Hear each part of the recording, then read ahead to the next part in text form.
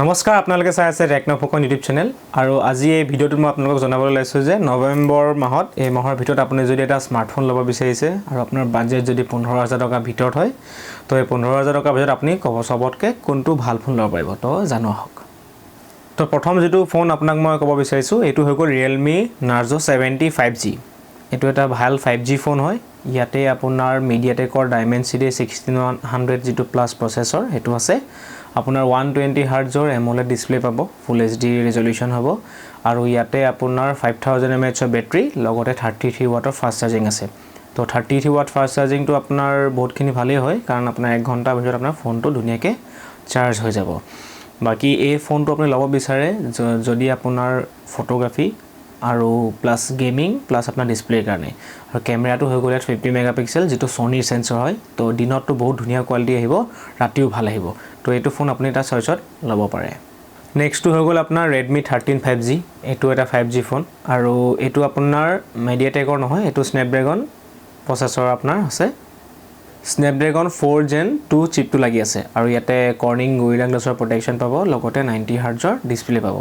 তো এইটো আপুনি চাব পাৰে, এইটো এটা Realme বদলি আপুনি যদি ল'ব বিচাৰে Redmi তো Redmi তো এটা ভাল ফোন হয়। 3 নম্বৰত আপোনাৰ আছে IQ Z9X 5G।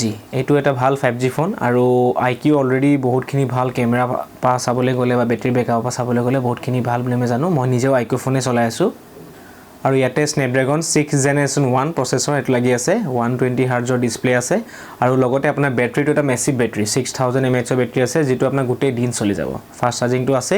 তো এইটো এটা আপোনাৰ ভাল চইচত আপুনি ল'ব পাৰে। আৰু আপুনি যদি এইগিটা ব্ৰ্যান্ডৰ বাহিৰে Samsung ল'ব বিচাৰে তো Samsungৰ এটা ফোন আছে যেটো আপোনাৰ 15000 বাজেট আহিব। এটো আপোনাৰ Samsung Galaxy M15 5G। এটো 5G ফোন আপোনাৰ Exynos প্ৰচেছৰ থাকিব যেটো Samsungৰ নিজৰ হয় Exynos প্ৰচেছৰ। লগতে আপোনাৰ যেটো ডিসপ্লে হয় ইয়াৰটো হৈ গ'ল সুপাৰ AMOLED। তো Samsungৰ ডিসপ্লে বহুত ভাল হয় লগতে Samsungৰ কেমেৰা বহুত ভাল হয়। তো এটো আপুনি এটা অপচন হিচাপে ৰাখিব পাৰে। এই ফোনৰ আৰু এটা প্লাস পইণ্ট আছে যে এটো Android 14 হয় আৰু এটো নেক্সট 4 ইয়াৰ্স লৈকে আপোনাৰ টোটাল আপুনি যি আপডেট আহে গোটেইখিনি আপডেট পাব Samsungৰ ফালৰ পৰা। আৰু নেক্সট এটা ভাল ফোন আছে আজিকালি বহুত চলি আছে Infinixৰ। মডেল নেমটো হৈছে 05G Turbo। এটো গেমিং জুনে খেলে তাহাঁতি বহুত বেছিকৈ ইউজ কৰা যায়। এটা Dimensity 1080 প্ৰচেছৰ আছে, বহুত ভাল প্ৰচেছৰ হয়। 120 হাৰ্টজৰ আপোনাৰ ডিসপ্লে আছে, স্মুথ ডিসপ্লে হ'ব লগতে আপোনাৰ 33 ওয়াটৰ ফাষ্ট চাৰ্জিং আছে। তো এই পাঁচটা ফোনৰ বিষয়ে আপোনাক মই জনালো, গোটেইকেইটা প্ৰাইস আপোনাৰ লগতে ভিডিঅ'ত আপোনাৰ লগাই দিছো। তো হেমতে আপোনাৰ নিজৰ কাৰণে কোনটো বেষ্ট পছন্দ হয় এটো আপুনি চাই ল'ব। লগতে আপুনি Amazon Flipkartত গৈ নিজে বা কম্পেয়াৰ কৰি চাই ল'ব কাৰণ আপোনাৰ নিডছটো বেলেগ হ'ব পাৰে, কাবা কেমেৰা লাগে, কাবা গেমিং লাগে বা কাবাক দিনটোৰ কাৰণে বেটাৰী বেকআপ বেছি লাগে বা ফাষ্ট চাৰ্জিং লাগে। তো হেমতে আপুনি যেটো ইচ্ছা হয় এটো আপোনাৰ 15000 ভিতৰত আপুনি ল'ব পাৰে। তো এই পাঁচটা ফোনৰ ভিতৰত আপোনাৰ স্পেসিফিক ইউজাৰ্স মই যদি কৈ দিওঁ, আপোনাক যদি ডিসপ্লে ভাল লাগে আপুনি Samsungৰ ল'ব পাৰে। আপোনাক যদি গেমিং আৰু বেটাৰী বেকআপ ভাল লাগে তেতিয়া IQ ল'ব পাৰে, IQ বহুত ভাল হয়। আৰু বাকি আপোনাৰ যদি কেমেৰা ভাল লাগে তেতিয়া আপুনি Realme Narzo টো ল'ব পাৰে আৰু লগতে যদি গোটেইখিনি আপোনাৰ মিক্স ভাল লাগে তেতিয়া আপুনি Redmi টো ল'ব পাৰে। আৰু Infinix টো আছে, Infinixৰো আপোনাৰ গেমিং পাৰফৰম্যান্সটো ভাল হয়।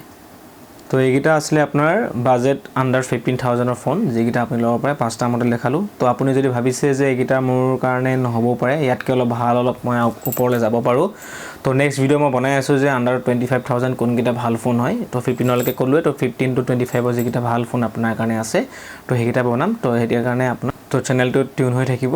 নেক্সট ভিডিওটো আহিব তেতিয়া আপুনি কমপ্লিট ডিটেইলছ পাই যাব। তেতিয়ালৈকে থ্যাংক ইউ।